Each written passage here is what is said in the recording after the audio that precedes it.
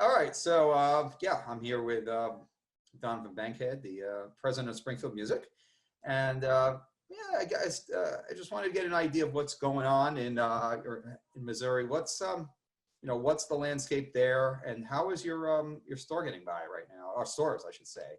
What are you doing? What approach are you taking?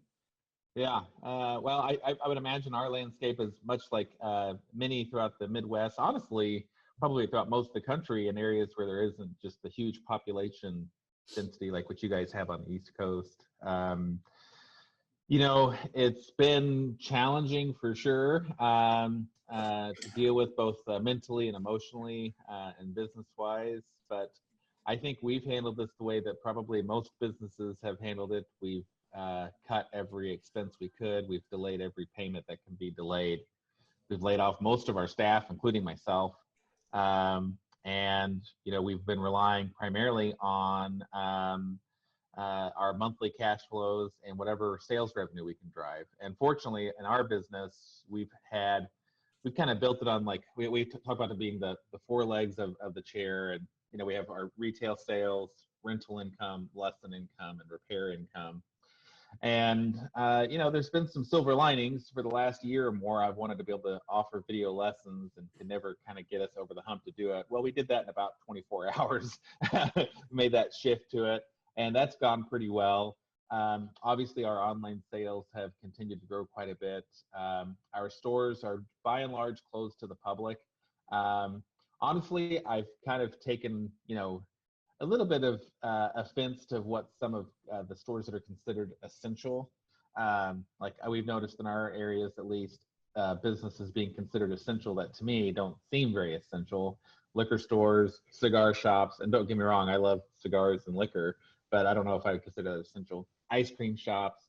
And, we're supporting people that are obviously making music from home. We're supporting educators who need instruments cleaned and ready for when school does open. We're supporting churches and other ways people are doing online meetings through selling technology like iOS and computer-enabled recording and broadcasting devices, stuff like that. So we've been putting together kind of an essential crew of people to ship things out of the store. By appointment only, they would occasionally allow people in maybe to pick up something that they needed or drop something off. But by and large, tried to oblige with the stay-at-home order. We have made most sacrifices so that we can keep our repair staff working. And while the customer repair had been slow over the last month, we're now getting a lot of school repair. And because we do so many rentals, we've had a ton of stock inventory to get caught up on, and our repair team has done a great job at that. So by and large, we've tried to kind of make the most of this down period. Our people have just been really fantastic. And, there was some sacrifices made in the very beginning with the folks that got laid off. And now, of course, it's not such a huge sacrifice because with the CARES Act funding, with the additional funds going to unemployment, the folks that got laid off ended up doing okay. But at the time they were laid off, when most of them were laid off, the unemployment wasn't that strong. So they really made a big sacrifice to help protect the health of our business. And we had been kind of preaching the whole time, like, it's important that we always talk about our business being the goose that lays the golden egg, and how, like, we have to protect the business and we have to make sure that when this is all over, we've got a business worth coming back to. And our people have just done a really, really great job of cutting expenses where they can, continue to drive revenue where they can. And if they needed to be laid off to a person, they were all very kind and understanding about it, which makes me just really, really grateful to them. Okay, great. And what are you doing to, you said they've been laid off or furloughed. So what are you doing to, keep in touch with them, and what are you telling them about the future right now? Yeah, so that's the other thing that we decided to do. And, I don't know that, I'm not sure what the right thing to do with any of this stuff is. So we kind of took the approach early on of, well, we're just going to be honest and transparent. I mean, that's really the only thing that we can think of to offer. And so we use a product called Workplace by Facebook, which is basically, it's like Facebook, but intended just for the workplace. And it's a separate platform from Facebook, so it keeps their personal social side away from work, but it's a similar platform. And I've done regular posts and videos to that, explaining what's going on. And, in the very beginning, when we didn't quite know what was going on, I was still making, videos and telling them like, hey, I don't know what this means for us, and it's scary, and, I'm really sad this is happening, but like, we're going to do the best we can. And then as we, learned more or had a better understanding, we were sharing that as well. And our people really appreciated, kind of being kept in the loop, even when I was proven wrong on, predictions and guesses. I guess, inevitably I'd say, hopefully we can do this or do that, and then it would turn out not to be correct. And I'd make another video saying, well, obviously that didn't work out. And, I think it was helpful because our people, knew what I knew, or at least knew what I didn't know. And they could also understand that like, hey, I'm doing everything I can for you all, and for all of us.